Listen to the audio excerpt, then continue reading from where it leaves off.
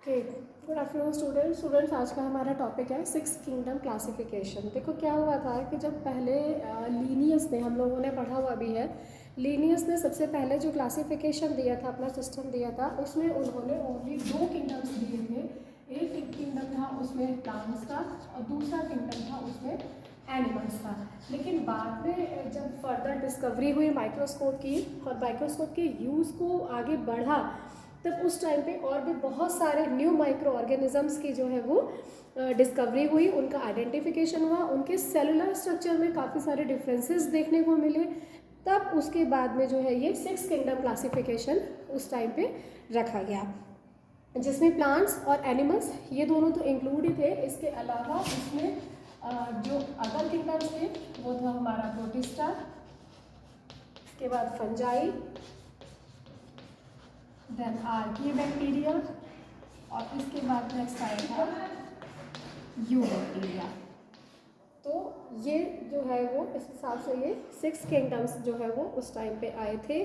और इन सारे किंगडम्स में जो ऑर्गेनिज्म को प्लेस किया गया था वो प्लेस किया गया था on the basis of their cell type, की कॉम्प्लेक्स स्ट्रक्चर है या सिंपल स्ट्रक्चर है, और उनके फूड मेकिंग की एबिलिटी क्या है, मीन्स वो हेटरोट्रॉफिक है कि वो ऑटोट्रॉफिक है कि एब्जॉर्प्शन बेस है कि सेप्रोफाइट्स है, इस चीज़ पे डिपेंड किया। और लास्ट उनका आया कि number of cells in their body, उनकी बॉडी में कितने तरह के सेल्स होते हैं। तो अभी अगर हम सबसे पहले प्लांट्स को लेके चले तो देखो, प्लांट्स में जितने भी फ्लावरिंग प्लांट्स हैं, फूल वाले प्लांट्स हैं, मॉसेस हैं, फर्न्स हैं, वो सारा जो है वो प्लांट किंगडम में आ जाता है।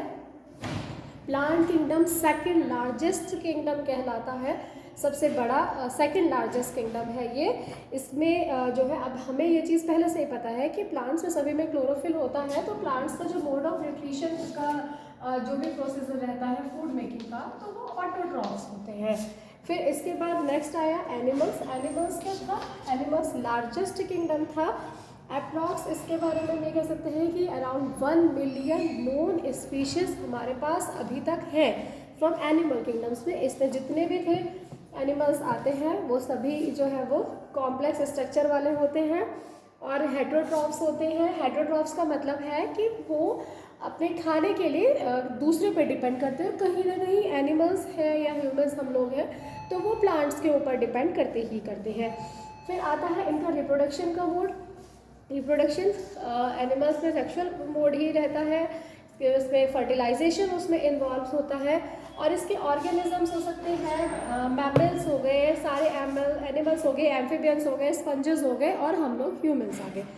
नेक्स्ट इसमें आता है फिर आर्किया बैक्टीरिया। देखो आर्किया वर्ड जहाँ पे आ गया है, मतलब ये है कि वो बहुत पहले से, प्राचीन काल से जो चले आ रहे हैं जो बैक्टीरियाज, वो सारे इसमें आए। जैसे कि हेलोफाइल्स इसमें आया, थर्मोफाइल्स इसमें आया, मतलब इसमें वो सारे बैक्टीरिया आएंगे आर्किया बैक्टीरिया में जो एक्सट्रीम एनवायरनमेंट में सर्वाइव कर सकते हैं। एक्सट्रीम एनवायरनमेंट का मतलब है, देखो एक हो गया नॉर्मल एनवायरनमेंट, दूसरा एक्सट्रीम में मतलब कि बहुत हाई टेम्परेचर वाले कंडीशंस है, हाई एसिडिक एरिया है, हाई सॉल्टी कंसनट्रेशन वाला एरिया है, तो वो इस तरह के भी जो एरिया होते हैं वहाँ पे सर्वाइव कर सकते हैं, तो उनको रखा गया आर्किया बैक्टीरिया में।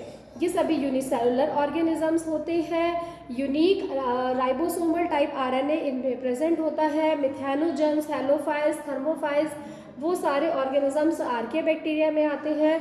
न्यूट्रिशन इनटेक इनका एब्जॉर्प्शन भी होता है।